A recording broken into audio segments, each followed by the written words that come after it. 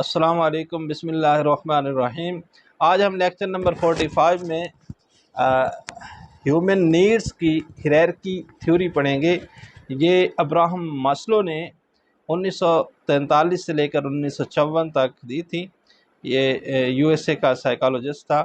اس theory کو اس نے اپنی کتاب موٹیویشن اینڈ پرسنالٹی میں بیان کیا، ایک پیرامڈ کی صورت میں۔ اس کے مطابق انسانی نیڈس جو ہیں، ہیومن نیڈس، وہ تقریباً 5 طرح کی ہوتی ہیں۔ سب سے پہلی جو نیڈ ہے، بیسک نیڈ، وہ ہے فزیولوجیکل نیڈ، پھر سیفٹی نیڈس، پھر لو بلانگنگس، پھر اسٹیم نیڈس، اور پھر سیلف ایکچولائزیشن۔ آپ ان نیڈس کو ایک ایک کر کے پڑھتے ہیں ڈیٹیل کے ساتھ۔ سب سے پہلے ہے فزیولوجیکل نیڈس یا بیسک نیڈس۔ یہ وہ ضروریات ہیں جو ہر انسان کے لیے ضروری ہوتی ہیں، جیسا کہ مثال کے طور پر کھانا، پینا، ہنسنا، چلنا، سونا۔ اگر یہ ضروریات نہ ملیں تو گزارا نہیں ہوتا۔ اس کے بعد ہے دوسری سیفٹی نیڈس۔ جب یہ فزیولوجیکل نیڈس پوری ہو جائیں تو پھر ان ضروریات کی انسان میں خواہش پیدا ہوتی ہے۔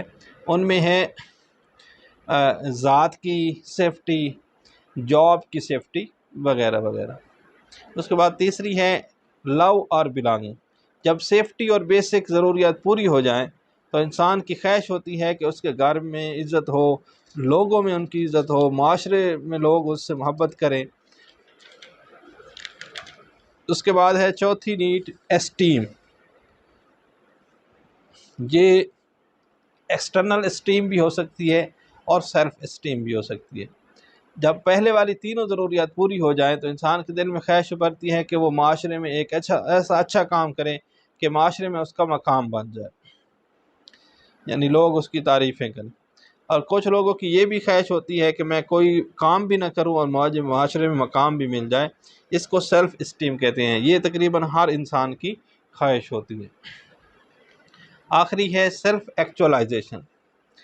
جب پہلے والی چاروں ضروریات پوری ہو جائیں تو پھر خواہش پیدا ہوتی ہے کہ وہ آئیڈیل ہو جائے، یعنی اگر کوئی ٹیچر ہے تو ٹیچر آئیڈیل ہوگا، اور ڈاکٹر ہے تو ڈاکٹر آئیڈیل ہوگا، والدین ہیں تو والدین آئیڈیل ہوں گے اس سٹیج کے اندر۔ امید ہے آج کی ویڈیو کی آپ کو سمجھ آ گئی ہوگی۔